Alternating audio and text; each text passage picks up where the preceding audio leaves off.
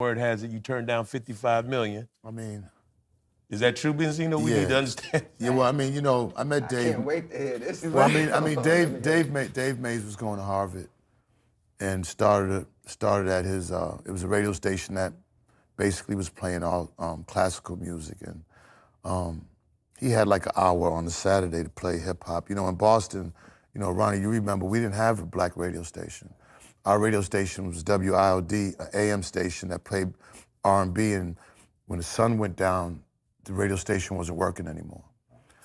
So Boston never, and I look at back now and see major cities with 3, 4, 5 black radio stations where, and they didn't necessarily have to be owned by black people, but they still was pushing black culture. And we never, to this day, still don't have that in Boston.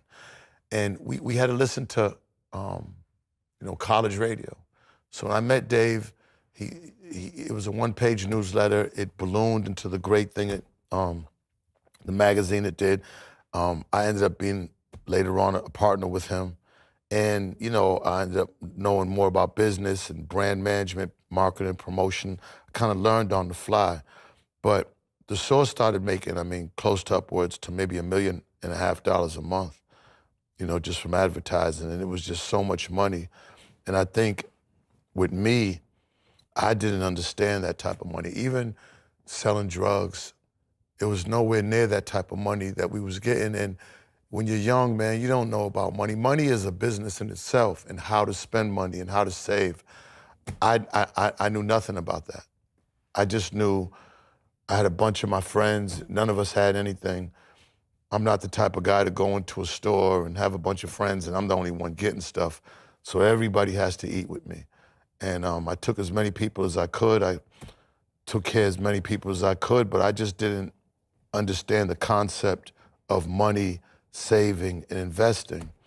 And, was making a lot of moves, but when you look back at it, those was the wrong moves. I really never saved anything. Biggest splurge? I really never saved anything. It was just spending frivolously, jewelry, cars, the regular stuff, man, and hotel rooms that cost like ridiculous amounts. And, when I did finally got a record deal, I was proud of myself because ultimately, the Source magazine, it was cool for me to be in the magazine world. The story about Bob Johnson was Dave had took out a loan for like $9 million to start Source.com in the 90s. It crashed, as all kind of like .coms did in the early days. And we ended up owning the bank like $30 million. It was a bank out of Providence, Rhode Island. And we took out a $9 million loan at an 18% interest rate. So we ended up owing $30 million. When you think about it, Dave had the right idea in the guys. I didn't know anything about it, but he was my partner, so everything he did, I was with it. But it just was before its time. And I remember when Bob Johnson had just sold BET, he said, come on down to his office. He had just sold it for like $3 billion, him and his wife. He said, look, we want to buy the magazine. I'm going to write my offer on a piece of paper. I'm going to walk out the office. I'm going to come back. And we opened it, $55 million. So I'm looking at Dave and he's looking at me and I'm like, Dave, what do you think? I'm like, we owe the bank 30. We start doing all this. I said, we owe this, we owe that. By the time, and then he didn't want us to work on it anymore. It was like, you guys are gone. And we felt like, man, after all the monies, we'll walk away with about $3-4 million a piece. And we just felt like we wanted 80, and he didn't want to give it to us, so we turned it down. And, you could look back and everybody could always say, would you do things different or whatever, but I just don't live my life like that. Like, I feel like I've been blessed to even sitting here with y'all because I've been through so much, I'm sorry, I never heard you like that, bro. I grew up as a fan. And a product of hip hop, and the Source magazine covers are something that you just cherished. And, Ron, I've seen you just diversify. So I just wanted to say that because I think as black men, we don't acknowledge each other enough in a way in which we can say, listen, man, what you did you set the foundation for so many brothers that, we don't oftentimes feel like we want to give each other the credit. And I think that we need to do that. And I say that just seeing other genres, like Afrobeat is now a genre like hip hop was.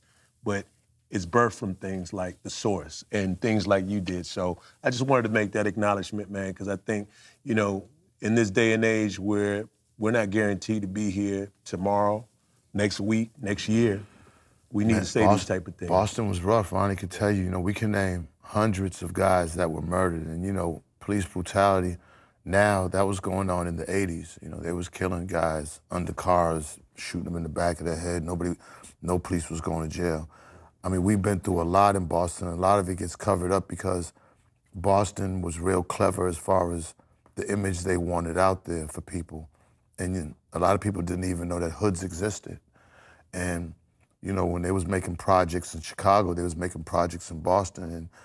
And, like I said, I'm so proud of these guys because I know how hard it was to make it out of there. And believe me, it just wasn't easy, man. And, for us, you're not just fighting the guys around your hood, you're fighting a system that is designed, like you said at the beginning, for black people not to shine or not to reap the rewards of anything that our culture has to offer.